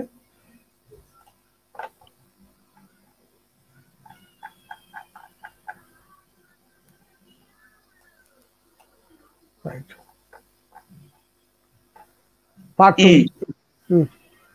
ఇప్పుడు దాకా నేను చెప్పింది పార్ట్ 1 సార్. ఓకే, కాలయవనుడు అనేవాడు హిస్టరీలో లేడు. ఓకే, మినాండర్ ఉన్నాడు. అది 150 BCలో జరిగింది. రైట్. ఇప్పుడు కాలయవనుడి కారణంగానే ద్వారకా కట్టారు కదా. కట్టారు, అవును. నేను ఫస్ట్ బిగినింగ్ లో చెప్పాను, కాలయవనుడు లాక్ చేసి పెట్టుకోండి, తర్వాత ద్వారకా లాక్ చేసి పెట్టుకోండి, గార్గ్య మహర్షి అనేది లాక్ చేసి పెట్టుకోండి. ఇప్పుడు మనకి కాలయవనుడు క్లియర్ అయింది, ఆయన అసలు హిస్టరీలో లేడు. ఓకే, మినాండ్రే హిస్టరీలో ఉన్నాడు, అది 150 BC-లో. తర్వాత Okay. గార్గ్య మహర్షి కాలయవనుడి ఫాదర్ అని మనకి పురాణాల్లో కనపడుతున్నాయి. కానీ గార్గ్య మహర్షి అతను ఒక Buddhist writer, right sir? Okay okay right. అతను ఒక బుద్ధిస్ట్ రైటర్. ఓకే గార్గ్య సంహిత, ఓకే ఎస్. యుగ పురాణం రాసింది ఆయనే. ఆయన ఓకే ఆ సెక్షన్ లో మనకి ఇదంతా కనపడుతుంది. నెక్స్ట్ ద్వారకా. నెక్స్ట్ టాపిక్ వచ్చేసి ద్వారకా. ఎందుకంటే ఇంటర్ రిలేటెడ్ కనెక్టెడ్ కాబట్టి ఇవి ఏమేమి కనెక్టెడ్? కంసుడిని చంపటం, కంసుడిని చంపిన తర్వాత కంసుడి యొక్క మామ జరాసంధుడు పగబట్టడం, కాలయవనుడితో ఫ్రెండ్షిప్ చేయటం, కాలయవనుడు రావటం, కాలయవనుడి వల్ల ద్వారకా కట్టుకోవడం. ఇదే కదా సీక్వెన్స్. ఇదే అండి. అవును అవును. ఇప్పుడు ద్వారకా నిజంగా ఉందా లేదా చూద్దాం. ఇది గుజరాత్ మ్యాప్. గుజరాత్ మ్యాప్ లో మనకి రెడ్ కలర్ లో ద్వారకా ఒక టిప్, మన రన్ ఆఫ్ కచ్ దగ్గర ఒక టిప్ లో కనపడుతుంది చూడండి. అవును yes yes yes yes correct. ఇది red colour. Right sir. Next వెళ్దాం సార్. యునెస్కో వాళ్ళు అంటే మనల్ని ఒకసారి చూపించండి సార్. ఓకే. జనరల్ గా వీళ్ళు ఏం చెప్తుంటారంటే ద్వారకా గురించి నాసా వాళ్ళు చాలా పరిశోధనలు చేశారు. నాసా వాళ్ళు శ్రీకృష్ణుని ఉనికిని, శ్రీకృష్ణుడి పట్టణాన్ని కనుక్కున్నారు. అక్కడ భవంతులు, పెద్ద పెద్ద భవనాలు అవి దొరికినాయి. అక్కడ లోపల మందిరాలు ఉన్నాయి, అదొక పెద్ద సిటీ అని వీళ్ళు చెప్తూ ఉంటారు. కానీ I've tried my best to find the best article about the archaeological survey of Dwarka. Okay. ఎంత వెతికినా ఇందాక మనకి ఈ కాలయవనుడి కేసులో మనకి శ్రీకృష్ణుడు ఎలాగైతే కనపడలేదో, మరి ఈ విషయంలో నాకు ఏం కనపడిందో, ఎలా కనపడుతుందో ఏంటో మనం ఈ సెక్షన్ లో, ద్వారకా సెక్షన్ లో చూద్దాం. యునెస్కో అనేది యునైటెడ్ నేషన్ కి సంబంధించిన ఒక సంస్థ, అది మనందరికీ తెలుసు. What is UNESCO saying about Dwarka? Between 1983 and 1990, the archaeologists discovered a fortified foundation on which the ancient city walls must have been built along the river banks. The stone blocks used for the construction, pillars and irrigation system were found, but a debate is still ongoing. ఎందుకంటే అది 3000 BCకి సంబంధించిందా, 1500 BCకి సంబంధించిందా, లేకపోతే అది middle ages కి సంబంధించిందా అంటే 1983 నుంచి 1990 దాకా UNESCO సహాయంతో మన ఆర్కియాలజికల్ సర్వే ఆఫ్ ఇండియా వాళ్ళు ఒక సర్వేని చేశారు. చేసినప్పుడు వాళ్ళకి లోపల కొన్ని ఆర్టిఫాక్ట్స్ దొరికాయి. ఏవైతే దొరికాయో అవి నేటి నుంచి 500 సంవత్సరాల క్రితంవా, 1500 సంవత్సరాల క్రితంవా, లేకపోతే ఇంకా లేటెస్ట్ గా 1000 సంవత్సరాలు, 2000 సంవత్సరాల క్రితంవా, అది ఇంతవరకు తేలలేదు అని యునెస్కో వాళ్ళు చెప్పేశారు సార్.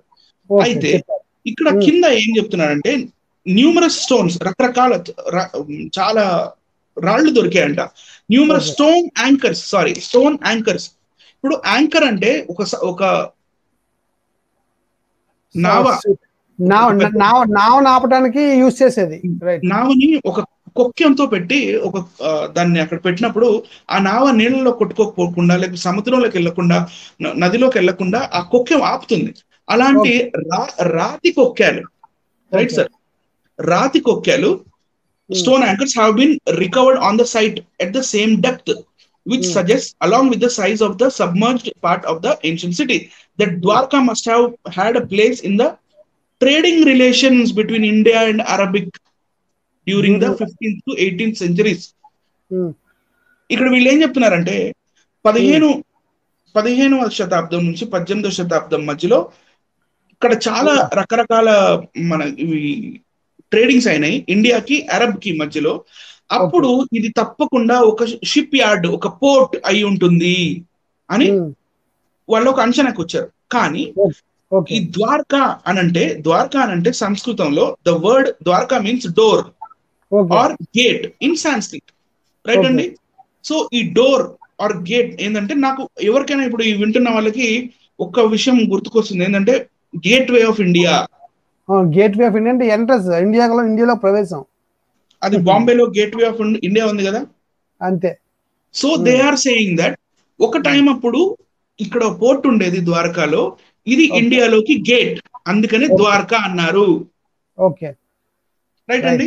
సో నెక్స్ట్ అయితే ఇవి రకరకాలుగా 3 ఫేజుల్లో వీటి ఆర్కియాలజికల్ సర్వే జరిగినాయి. 3 ఫేజులు. ఫస్ట్ ఫేజ్ ఎప్పుడు 1963లో స్టార్ట్ అయింది సార్. ఓకే. పైన కాలంలో the first archaeological excavation at Dwarka were done by the Deccan college Poona and the Department of Archaeology, Government of Gujarat in 1963 under the direction of H.D. Sankalia. It revealed artifacts many centuries old. Dorkini, ఏమేమో దొరికినాయి. Right sir. Okay. Okay. అది మళ్ళీ next మళ్ళీ cover చేస్తాను ఏమేమి దొరికినాయో. మళ్ళీ ముందుకు వెళ్ళిపోదాం సార్. నెక్స్ట్ దాంట్లోకి వెళ్ళిపోదాం. ఓకే. ద ప్రాజెక్ట్ ఇది రెండోసారి మళ్ళీ ఎప్పుడు స్టార్ట్ అయింది? 1984లో స్టార్ట్ అయింది sir. Okay. The project for underwater exploration was sanctioned in 1984 directly by the then Prime Minister for 3 years. Okay. 1984లో ఎవరున్నారు? ఇందిరా గాంధీ గారు అనుకుంటా. I think so. లేదు, చనిపోయారు. లేదు, 1984లో she was assassinated and I think Rajiv Gandhi గారి టైంలో maybe directly by the then prime minister for 3 years. Excavation under the sea is a hard and strenuous task. సముద్ర గర్భంలోకి దూరి ఆ సముద్ర గర్భంలోకి వెళ్ళిన తర్వాత అక్కడ ఏముంది, ఏం రాళ్ళు ఉన్నాయి, ఏం భవనం ఉంది, ఎలా ఉంది, ఇవన్నీ కనుక్కోవడం అనేది చాలా కష్టమైన టాస్క్, కష్టమైన పని. The sea offers too much resistance. Excavation is possible only between November and February. November మరియు ఫిబ్రవరి నెలల మధ్యలోనే ఇది పాసిబుల్, ఇది వీలవుతుంది. ఎందుకంటే ఆటు పోటు అనేవి ఉంటాయి కదా సముద్రాలకు సార్. అందుకని the sea has to be smooth and there should be bright sunshine. మంచి వెలుతురు కూడా కావాలి ఆ టైం అప్పుడు. సూర్యరశ్మి బాగా లోపలికి వెళ్ళాలి. మనం క్లియర్ గా లోపల సముద్రం లోపల ఏముంది, నిజంగానే ద్వారకా మునిగిపోయిందా, శ్రీకృష్ణుడి కాలం నాటిదా, శ్రీకృష్ణుడి కాలం నాటి ఆర్టిఫాక్ట్స్ ఏమైనా ఉంటాయా అని చూడాలంటే మనకి సూర్యరశ్మి కావాల్సిందే. All these requirements effectively reduce the number of diving days to 40 to 45 days. సంవత్సరంలో 40 నుంచి 45 రోజులు మాత్రమే వీలవుతుంది. ఆటు పోట్లను బట్టి ఇంకా సూర్యరశ్మిని బట్టి మనం క్యాల్కులేట్ చేసుకుంటే సంవత్సరంలో 40 లేకపోతే 45 రోజులు మాత్రమే సముద్ర గర్భంలోకి వెళ్ళి మనం లోపల ఏమేమి ఉందో అవన్నీ చూడగలం అని ఇక్కడ చెప్తున్నారు సార్. నెక్స్ట్ మళ్ళీ నెక్స్ట్ స్లైడ్ లోకి వెళ్దాం. థర్డ్ టైం మూడోసారి in January 2007 the under water archaeology wing UAV అంటే under water archaeology wing of archaeological survey of India, సముద్ర గర్భంలో ఉన్న పురావస్తు శాఖ వీళ్ళు భారతీయ పురావస్తు శాఖ అండర్ లో వస్తారు. Right sir. వీళ్ళు began excavation at Dwarka again. మళ్ళీ వీళ్ళు తవ్వకాలు చేయాలి, లేకపోతే లోపల ఏముందో కనుక్కోవాలని చెప్పి మళ్ళీ వెళ్ళడం మొదలు పెట్టారు. Alok Tripathi, superintending archaeologist UAV, said the ancient underwater structures found in the Arabia Sea were yet to be identified. ఆ టైం అప్పుడు చెప్తున్నా ఇంకా ఐడెంటిఫై చేయాలండి, ఇంకా చేస్తున్నాం మేము. We have to find out what they are. అవేంటో మేము కనుక్కోవాలి. They are fragments, అవి ముక్కలు అయిపోయి ఉన్నాయి. I would not like to call them a wall or a temple. అది ఒక గోడ అని లేకపోతే అది టెంపుల్ అని నేను చెప్పదలుచుకోలేదు, ఎందుకంటే ఇంకా చాలా టెస్ట్లు జరగాలి అని చెప్పారు ఆయన. కింద పారాగ్రాఫ్ లో వస్తే the objective of the excavation was to know the antiquity of the site based on material evidence in the offshore excavation. So ఇలా వీళ్ళు చాలా కష్టపడుతున్నారు, ఇంకా నేర్చుకోవాలి, తెలుసుకోవాలి ఏముందో అని. సో లాస్ట్ కి వాళ్ళు ఫైండింగ్స్ చెప్పారు సార్. ఏం ఫైండింగ్స్ వచ్చినాయో చూడండి. ఆర్కియాలజికల్ సర్వే ఆఫ్ ఇండియా ఏం దొరికినాయి అంటే finding at Dwarka excavation site, ఇది రిజల్ట్ వచ్చింది. వాళ్ళు 3 సార్లు ఎంతో కష్టపడి, అంటే 1984 లో మళ్ళీ ఇంకొక which year was that? 1984, 1963, 1984 and again 2007, right sir? Okay. Marine archaeological explorations of Dwarka have brought light of large number of stone structures. లోపల చాలా రాళ్ళు దొరికాయి. They are of semicircular, అవి అర్ధచంద్రాకారంలో, త్రిభుజాకారంలో, మళ్ళీ రెక్టాంగులర్ షేప్ లో అవి దొరికాయి. In depth ranging from tidal zone 6 meters. They are randomly scattered over. అవి అక్కడక్కడ సముద్ర గర్భంలో పడిపోయి ఉన్నాయంట. So right, okay. Hindu text లో చెప్పినట్టుగా వాళ్ళకి ఏం దొరకట్లేదు అక్కడ. పెద్ద పెద్ద మందిరాలు, లేకపోతే మనకి ఇక్కడ ద్వారకలో 9 లక్షల గదులు కల్లా ఒక పెద్ద భవనం ఉండాలి యాక్చువల్ గా. ఓకే. అలాంటి ఏం దొరకలేదు అక్కడ.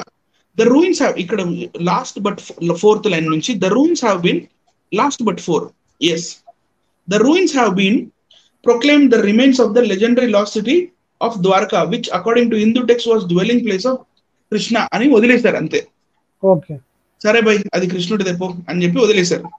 ఓకే. కానీ the underwater excavations reveal structure of ridge-like features. Other antiquities were also found. All the objects were photographed and documented with drawings. అన్ని లోపలికి వెళ్ళి ఫోటోగ్రాఫ్ తీశారు. Right sir. కొంతమంది సరే భయ్ కృష్ణుడి దెప్పో అని చెప్పి ఈగో హట్ అవ్వకూడదు కదా, వాళ్ళకి కృష్ణుడి దెప్పో అని చెప్పేశారు సార్, ఈగో హట్ అవ్వకుండా. ఇక్కడ యాక్చువల్ ఫైండింగ్స్ గురించి చెప్తున్నారు వాళ్ళు మనకి. The underwater excavations reveal structures of ridge-like features. Other antiquities were also found. All the objects were photographed and documented with drawings under both underwater, while underwater cameras were used. Underwater camera పెట్టుకున్నారు, 75 microns ఉన్న cameras ఇవన్నీ లోపల పెట్టుకుని వెళ్ళినప్పుడు వాళ్ళకి ఏం దొరికినాయి అంటే స్టార్స్ ఉన్నాయి చూడండి సార్ కింద. Exploration yielded structures such as bastions, walls, pillars, triangulars and rectangular stone anchors. కొక్కేలే దొరుకుతున్నాయి, ఎంతసేపు వెళ్ళినా కొక్కేలే దొరుకుతున్నాయి వాళ్ళకి. Semi spherical single whole stone, అంటే సెమీ స్పెరికల్ అంటే అర్ధచంద్రాకారంలో ఉన్న, సర్క్యులర్ కాదు, okay, singular whole stone which might be the base of the flag post. Flag post అంటారు కదా సార్, జెండా పెట్టి పాతారు కదా, ఇగో ఇక్కడ అండి రండి. పోర్ట్ లో మనకి పోర్ట్ లో లైట్ హౌసెస్ ఉంటాయి. అవును. అలాగే ఇది ఫ్లాగ్ పోస్ట్, అది ఫ్లాగ్ పోస్ట్ దొరికింది. ఎల్ షేప్డ్ కింద, L shaped edges of stones for proper grip and arresting wave action on bastions. ఈ ఎల్ షేప్ ఆకారంలో ఉన్న రాళ్లు కూడా దొరికాయి. ఎందుకు, అక్కడ అది పోర్ట్ కాబట్టి వచ్చిన పడవలు అటు ఇటు కొట్టుకోకపోకుండా. Right sir. Seals inscriptions which have been dated to 1500 BC. ఈ రోజు నుంచి 3500 సంవత్సరాలకి చెందిన ఇండస్ వ్యాలీకి సివిలైజేషన్ కి చెందిన సీల్స్ అండ్ ఇన్స్క్రిప్షన్స్ దొరికాయి సార్. లోపల రాళ్ళు వాళ్ళు ఏ లాంగ్వేజ్ లో రాసింది మనకి సింధు నగర, ఇది ఏమంటారు సార్, సింధు నది సభ్యత ఏదైతే ఉందో, సింధు ఘాటికి సభ్యత, ఇండస్ వ్యాలీ సివిలైజేషన్, వాళ్ళ ఇన్స్క్రిప్షన్, వాళ్ళ లిపిలో వీళ్ళకి దొరికాయి ఇన్స్క్రిప్షన్స్. పాటరీ, వాళ్ళకి కొన్ని కుండలు కూడా దొరికాయి.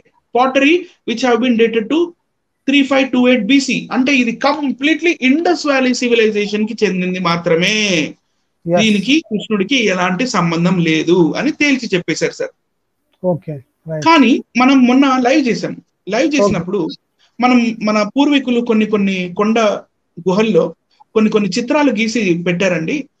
అది ఇండస్ వ్యాలీ సివిలైజేషన్ లో వాళ్ళు ఉన్నప్పుడు వాళ్ళు ఎలా ఉండేవాళ్ళు, ఎలా బతికేవాళ్ళు, ఎలా దున్నేవాళ్ళు, ఎలా ట్రేడింగ్ చేసేవాళ్ళు, ఎలా, ఇవన్నీ చూపించాం మనం. చూపించాం. అలాంటిదే నెక్స్ట్ పిక్ లో మీకు కనపడుతుంది చూడండి. Next pic sir. Indus valley civilization టైంలో షిప్పింగ్ అనేది ఉంది. ఇది ఇండస్ వ్యాలీ సివిలైజేషన్ వాళ్ళ టైంలో వాళ్ళు గీసిన చాల్కోలిథిక్ బొమ్మలు. ఇవి కొండ గుహల్లో మనకు కనపడతాయి. ఈ ఇండస్ వ్యాలీ సివిలైజేషన్ వాళ్ళు ట్రేడింగ్ చేస్తున్నారు చూడండి. సముద్రంలో నావలు వేసుకొని వాళ్ళు ఆ టైంలోనే ట్రేడింగ్ చేస్తున్నారు. అది ఇండస్ వ్యాలీ సివిలైజేషన్ వాళ్ళకి చెందిన పోర్ట్ మాత్రమే. అక్కడ ఉప్పెన వచ్చినప్పుడు అదంతా కొట్టుకుపోయింది. ఇది మనకి ఎక్కడ దొరుకుతుందంటే బుందీ నాల్దే అనేది ఐ థింక్ మధ్యప్రదేశ్ లో ఉంది. ఆ మధ్యప్రదేశ్ లో ఉన్న రాతి గుహల్లో మనకు కనపడుతుంది. ఇప్పుడు ఈ సైంటిస్ట్ లోపలికి వెళ్ళి ఫొటోస్ తీశారు, బొమ్మలు గీశారు. అక్కడే మరి వాళ్ళకి ఏమేమి దొరికాయి చూడండి అని చెప్పి నేను ఇందాక ఏదైతే చదివానో అదే ఫోటో సార్ ఇది. లోపల శ్రీకృష్ణుడికి చెందిన కాలం నాటివి కానీ, శ్రీకృష్ణుడికి చెందిన ఆర్టిఫాక్ట్స్ కానీ, మరి పురాణాల్లో చెప్పబడినట్లు రూమ్స్, గదులు, మార్కెట్ ప్లేస్, లేకపోతే 9 లక్షల రూమ్స్ ఉన్న పెద్ద ప్యాలెస్, ఇలాంటి ఏమి దొరకల లోపల. అది ఒకప్పుడు కేవలం ఒక పోర్ట్ మాత్రమే. ఇండస్ వ్యాలీ సివిలైజేషన్ లో ఉన్న పోర్ట్ అది. ఓకే షిప్ యార్డ్ అనుకోండి సార్, లేకపోతే షిప్ యార్డ్ ఎస్. ఇది another pic. Okay right sir. Next ఇంకొక జర్నల్ నుంచి కూడా పెట్టాను చూడండి, ఇక్కడ అండర్లైన్ చేసి ఉంటుంది, ఇక్కడ అండర్లైన్ చేసిన బ్లూ కలర్ లో late Indus seal depiction. Right sir. Okay earthen vessel in okay inscribed in the characteristic of Indus Brahmi లిపిలో రాసిందంట sir. In the characteristics of Indus Brahmi transition phase of about 1500 BC. Okay కృష్ణుడికి చెందినవి ఏమీ దొరకలేదు. And large quantity of pottery similar to lustrous redware bowl and redware dish on stand, perforated jar, incurved bowls which are datable to 1600 BC నుంచి 1500 BC, అంటే ఒక 100 సంవత్సరాలకు మధ్యలో చెందినవి ద్వారకాలో దొరికాయి లోపల సార్. ఇప్పుడు మనం చూపించాం sir.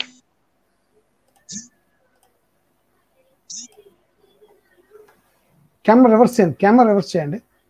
Okay right.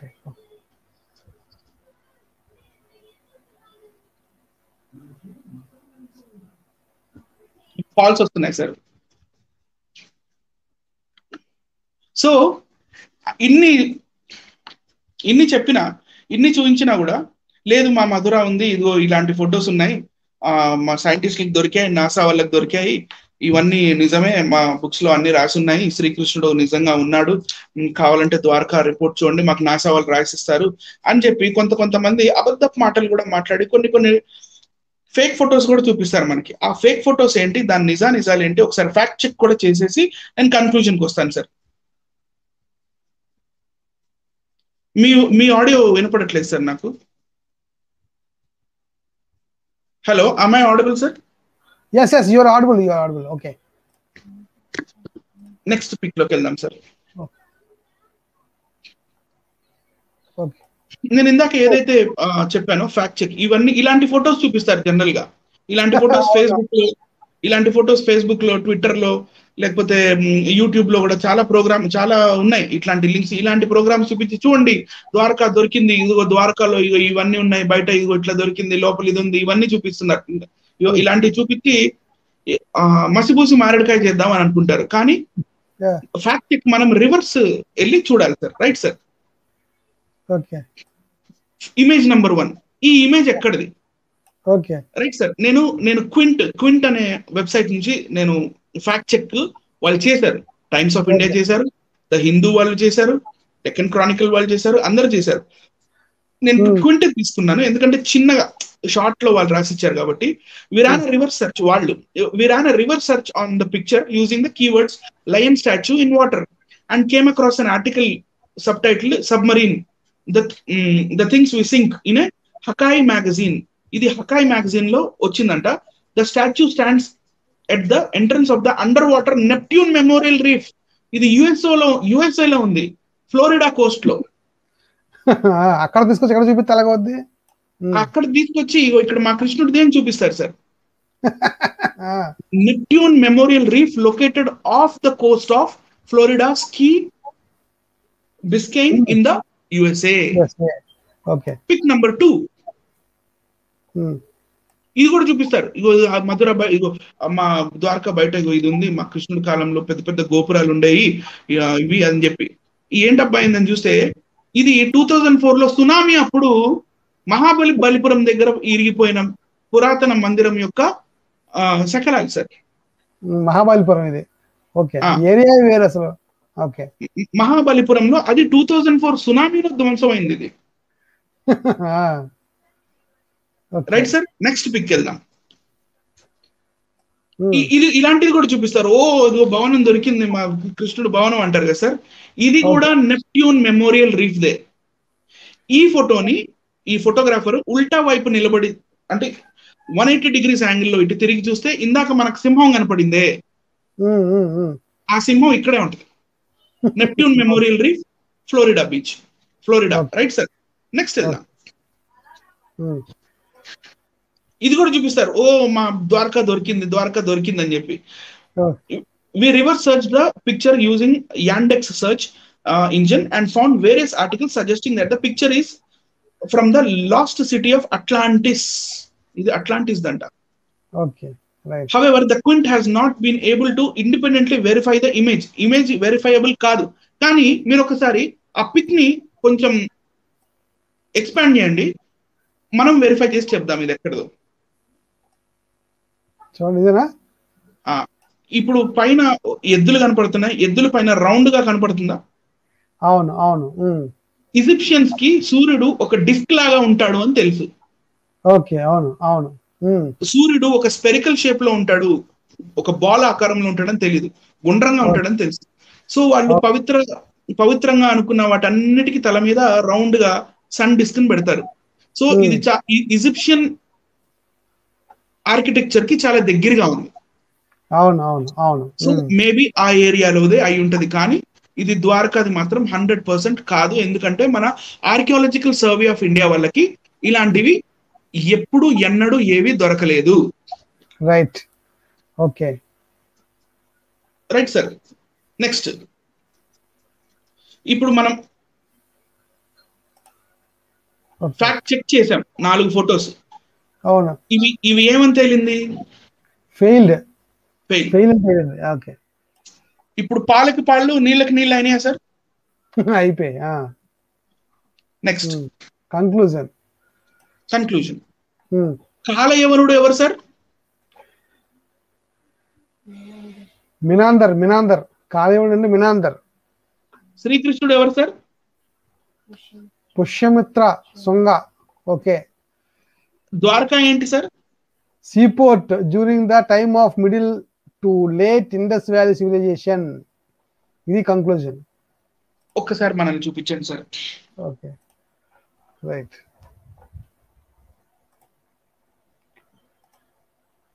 Okay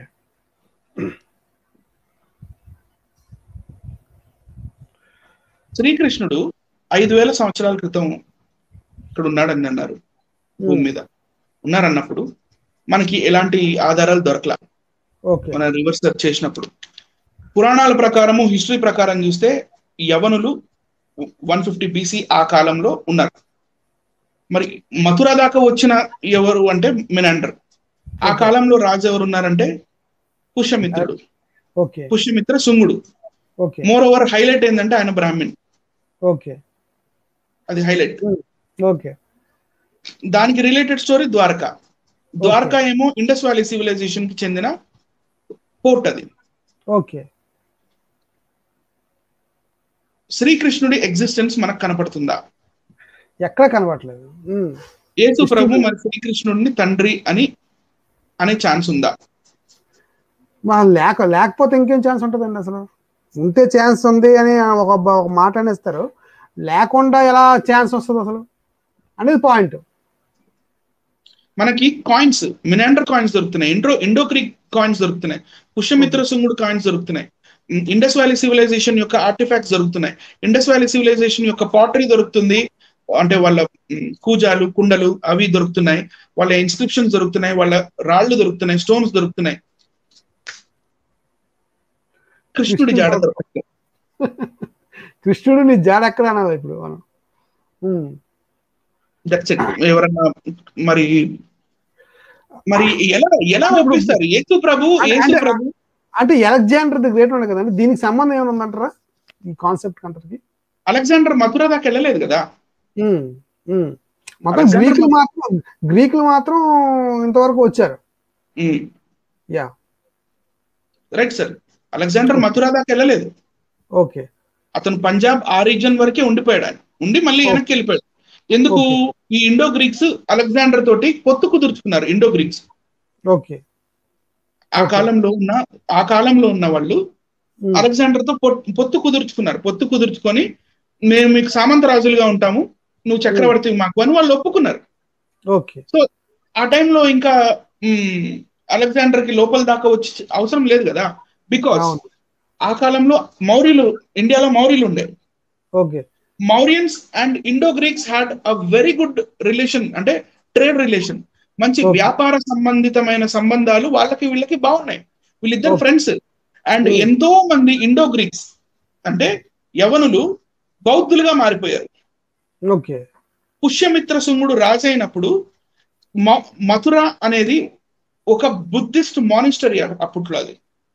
okay. ఈ పుష్యమిత్ర శుంగుడు బౌద్ధులని హింసిస్తున్నప్పుడు ఈ బౌద్ధులను కాపాడుకోవడానికి మినాండర్ మథుర దాకా వచ్చి మార్చింగ్ చేసి పాట్లిపుత్ర దాకా వచ్చి బౌద్ధుల్ని వెనక్కి తీసుకెళ్ళాడు. అది హిస్టరీ. Okay, right.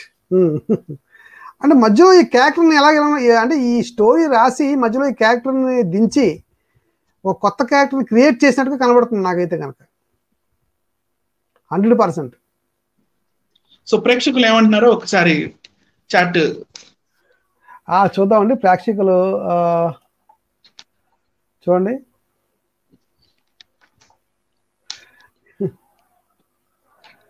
%. ఇంకా చూడండి.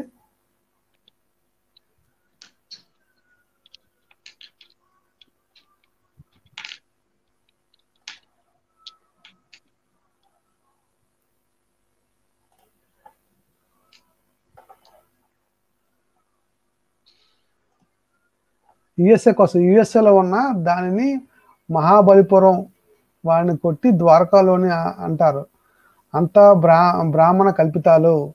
చాలా క్లియర్గా కనబడుతుంది. ఇక్కడ శ్రీకృష్ణుడు ఏదైతే ఒకరైనా వీసా ఇచ్చారు. శ్రీకృష్ణుడు went to USA with visa, visiting visa. So మనకు అర్థమవుతుంది బ్రదర్, ఈజీగా అర్థమవుతుంది.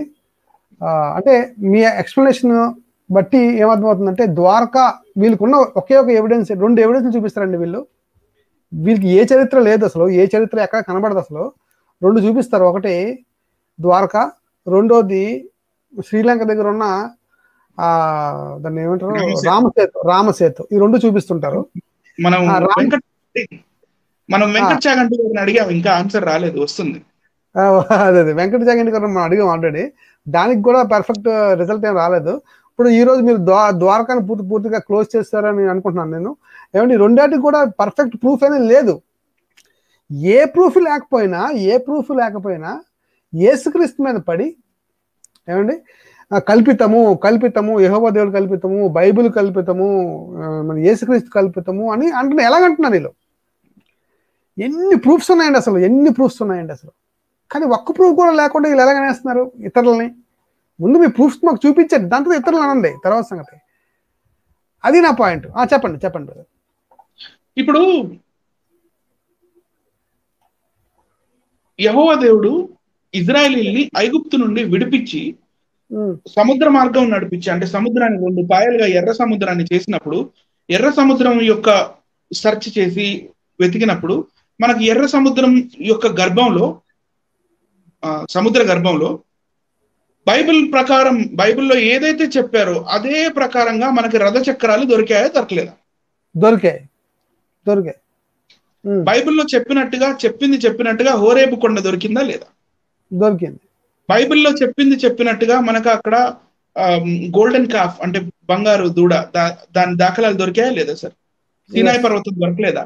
లేకపోతే నోవా గారి పడవ, నోవా గారి నావ, మనం గంట సేపు లైవ్ చేసాం దాని మీద. ఎవ్రీ డైమెన్షన్ చూపించాం మనం. So Bible is complete and it is true. అంటే పర్ఫెక్ట్ గా కనబడుతుంటది అన్ని కూడా. it completely fulfills the requirements of archaeology కి క్వాలిఫికేషన్ ఏదైతే ఆర్కియాలజికల్ పాయింట్స్ ఉంటాయో వాళ్ళకి ఒక కొలమానం కూడా బైబిలే ఇస్తుంది. ఇక్కడ మనకి దొరకట్లేదు. పైగా మళ్ళీ ఈ కొంతమంది వీళ్ళు ఏం మాట్లాడతారో వీళ్ళకి తెలియదు. అంటే రియల్లీ వాళ్ళు చాలా అమాయకులు, కేవలం ధనార్జన కోసమే మాట్లాడతారు. వీళ్ళు అకాడమిక్స్ చేసింది లేదు, విద్యాపరంగా వీళ్ళు చదివినది రీసెర్చ్ చేసింది ఏం లేదు. వీళ్ళ మాటలు మొత్తం డొల్లతనంతో కూడి ఉంటాయి. వీళ్ళ క్వశ్చన్స్ లోనే కాంట్రవర్సీ ఉంటుంది. ఇప్పుడు యెహోవా దేవుడు కల్పిత పాత్ర అన్నప్పుడు యేసు ప్రభు ఉండకూడదు. యేసు ప్రభు లేనప్పుడు మరి యేసు ప్రభు కృష్ణుణ్ణి ఎలా ప్రేమ చేయాలి? They are contradicting. ఇప్పుడు ఒక పర్టికులర్ స్టాండ్ తీసుకోవాలి, వాళ్ళు ఒక పర్టికులర్ స్టాండ్ తీసుకోరు. కాసేపు ఏమో యేసు కన్యక గర్భంలో పుట్టలేదంటాడు, అంటే పుట్టారని ఒప్పుకుంటున్నాడు కాసేపు Okay. ఏమో యేసు ప్రభు పిచ్చోడు అంటాడు. Hmm. పిచ్చివాడు అయినప్పుడు పిచ్చివాడుగా తిరుగుతున్న మార్కు సువార్త 5వ అధ్యాయంలో సేనా దయ్యాలు పట్టిన వాడిని, ఈయన పిచ్చివాడైతే వాడు దయ్యాలు పట్టి పిచ్చిగా తిరుగుతున్నప్పుడు ఎలా just వినిపిస్తాడు? ఆయన ఒక నోటి మాటతోటే స్వస్థత ఇచ్చినప్పుడు మొత్తం అదంతా అయిపోయింది, స్వస్థత వచ్చేస్తుంది, వాళ్ళు ఉన్న 2000 కన్నా ఎక్కువ దయ్యాలు వెళ్ళిపోతాయి. వాడు వస్తాడు, వచ్చినప్పుడు అయ్యా నేను నీతో పాటే ఉంటాను ఇక నుంచి అని అంటాడు. అప్పుడు యేసు ప్రభు ఒక గొప్ప మాట చెప్తారు, Hmm. హిందీలో అంటారు, తూ తెరే ఘర్ జా, నువ్వు మీ ఇంటికి వెళ్ళు, మీ ఇంట్లో వాళ్ళని చూడు, మీ ఇంట్లో వాళ్ళని కలు, ప్రభు నీ కోసం ఏం చేశాడో చెప్పు. అది దేవుని ప్రేమ అంటే. ఓకే. సో పిచ్చి పట్టిన వాళ్ళు అలా అనరు. అవును అవును. సో ఇప్పుడు పిచ్చి ఎవరికనేది మనం క్లారిటీ, అది కూడా క్లారిటీ ఇచ్చేసాను నేను. క్లారిటీ ఇచ్చేసారు. చాలా వస్తున్నాయండి ఇక్కడ కామెంట్స్, ఫుల్ గా వస్తున్నాయి. ఇదొక కామెంట్,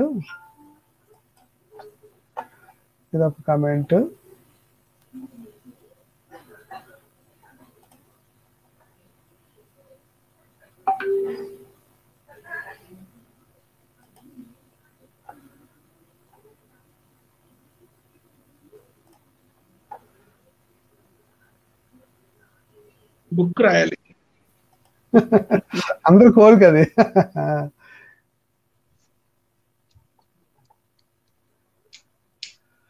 రైట్. అంటే ఇప్పుడు కృష్ణుడి గురించి చెప్పాలంటే వాళ్ళ బుక్స్ లో చాలా ఉంటాయి సార్. అంటే అందరికీ తెలియని విషయం ఒకటి ఏంటంటే 16,000 మంది గోపికలు 16,000 మంది గోపికలు అంటారు. నో, దే ఆర్ నాట్ 16,000 మంది గోపికలు. 8 మంది భార్యలు, 16,000 మంది ఉపపత్నులు, 1,60,000 మంది పిల్లలు, 9 లక్షల మంది గోపికలు. ఇది కరెక్ట్ ఫిగర్. ఓకే. కానీ అవన్నీ నేను టచ్ చేయదలుచుకోలేదు. అవన్నీ ఎందుకంటే అవన్నీ మనం టచ్ చేసామంటే we will land nowhere. But we will go as per the reality, we will go as per the history, we will go as per the archaeology. అన్ని డొల్లాని తేలిపోయాయి. మరి డొల్లని అందుకే మనం అడుగుతున్నాం అంటే ప్రశ్నిస్తున్నాం. మరి ఈ వీడియో ద్వారా మేము ప్రశ్నించింది ఏంటంటే, మరి యెహోవా దేవుడు కల్పితమని, యేసుక్రీస్తు కల్పితమని, బైబిల్ కల్పితమని, అన్ని కల్పించే రాశారని అంటున్నారు. కానీ ప్రతి దానికి మా దగ్గర ప్రూఫ్ ఉంది. ఆర్కియాలజికల్ గా, సైంటిఫిక్ గా అన్ని ఏవైతే ఉన్నాయో అన్ని మాకు ప్రూఫ్స్ ఉన్నాయి. కానీ మీకు ప్రూఫ్స్ ఎక్కడ ఉన్నాయి అని మేము అడుగుతున్నాం, ప్రశ్నిస్తున్నాం. గమనించాలి, ప్రేక్షకులందరూ గమనించాలి. అలాగే ఎవరైతే మమ్మల్ని ఎదుర్కొంటున్నారో లేకపోతే మాతో ఢీకుంటున్నారో వాళ్ళందరినీ ప్రశ్నిస్తున్నాం. మీ ప్రూఫ్స్ ఎక్కడ ఉన్నాయి? కృష్ణుడి కోసం కానివ్వండి, రాముడి కోసం కానివ్వండి, మీ చరిత్ర త్రవ్వకాల్లో నుంచి చూపించండి. సమాజానికి తెలియజేయండి, సత్యాన్ని తెలియజేయండి, మీ గొప్పతనాన్ని తెలియజేయండి. తప్పులేదు. మాకు ప్రూఫ్స్ ఉన్నాయి కనుక మేము మాట్లాడుతున్నాం. అంటే వీళ్ళు ఎందుకు ఇలా మాట్లాడుతానంటే వీళ్ళకి ప్రూఫ్స్ లేవు కాబట్టి వీళ్ళు మాట్లాడుతున్నారని నాకు అనిపిస్తుందండి. అంటే ఏమీ లేనోడంట ఇతరుల మీద పడుతుంటారట, ఎగిరెగిరి పడుతుంటాడట. ఆ టైపులో ఉంది పరిస్థితి. అంటే వీళ్ళకి ఏం లేవు తెలుసు వాళ్ళకి, అంటే మాకు ఏ ప్రూఫ్స్ లేవు అని కరెక్ట్గా తెలుసు వాళ్ళకి. అందుకే యేసు కల్పితం, యెహోవా దేవుడు కల్పితం, ఇలా ఇలా ఇలా ఇతరుల మీద నెట్టేస్తే జనాల్లోకి ఏంటంటే ఒక చూడు నాకు లేకపోతే నీకు ఉండకూడదు అనే ఫీలింగ్ అనమాట. నాకు లేకపోతే నీకు ఉండకూడదు అనే ఫీలింగ్ ఉంటుంది చూసారు చాలా మందికి. నాకు లేకపోతే నీకు ఉండకుండా చేస్తాంటారా అంటారు చాలా మంది. గమనించాలి. కనుక నాది కాదు నీది కాదు అంటారు, అది కూడా అంటారు. మీకు అర్థమైందా? అంటే ఇలాంటి భావజాలం కలిగిన వారు అనమాట. అంటే వీళ్ళకి ఎలాగా ప్రూఫ్స్ లేవు, వీళ్ళకి ఎలాగా ఎటువంటి సైంటిఫిక్ ఎవిడెన్స్ కానీ ఆర్కియాలజికల్ ఎవిడెన్స్ కానీ ఏమీ లేవు.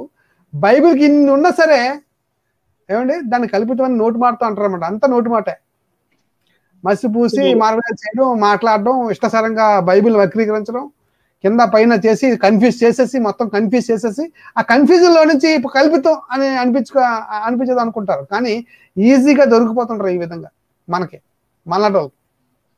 అది గమనించాలి. ఓకే. సో నెక్స్ట్ టైం మనం లైవ్ చేసేటప్పుడు I'd like to show you archaeology of Jesus.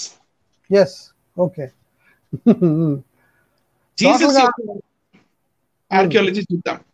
And it will be interesting, very very interesting. Okay, right అండి. అయితే ఇక్కడతో ఈ కార్యక్రమం ముగిద్దాం. మరి ఇంతవరకు ఎంతో ఓపికగా ఈ కార్యక్రమాన్ని చూశారు అందరూ కూడా. మరి ఈ వీడియోని అనేకలకు షేర్ చేయండి, ఛానల్ని సబ్స్క్రైబ్ చేయండి, అలాగే అనిల్ గారు ఛానల్ కూడా సబ్స్క్రైబ్ చేయండి, అనేకలకు పంచండి. ఈ జ్ఞానాన్ని అనేకలకు తెలియజేయండి. మీ పిల్లలకి తరతరాలకి ఉండిపోయేట్టుగా ఈ జ్ఞానాన్ని అందరికీ పంచండి. దేవుని నామ స్తోత్రం. మీ అందరికీ వందనాలు. మరి ఈ ప్రోగ్రాంలో పాల్గొన్న అనిల్ కుమార్ గారికి కూడా నా వందనాలు తెలియజేస్తున్నాను, ప్రత్యేకంగా వందనాలు తెలియజేస్తాను. Thank you very much.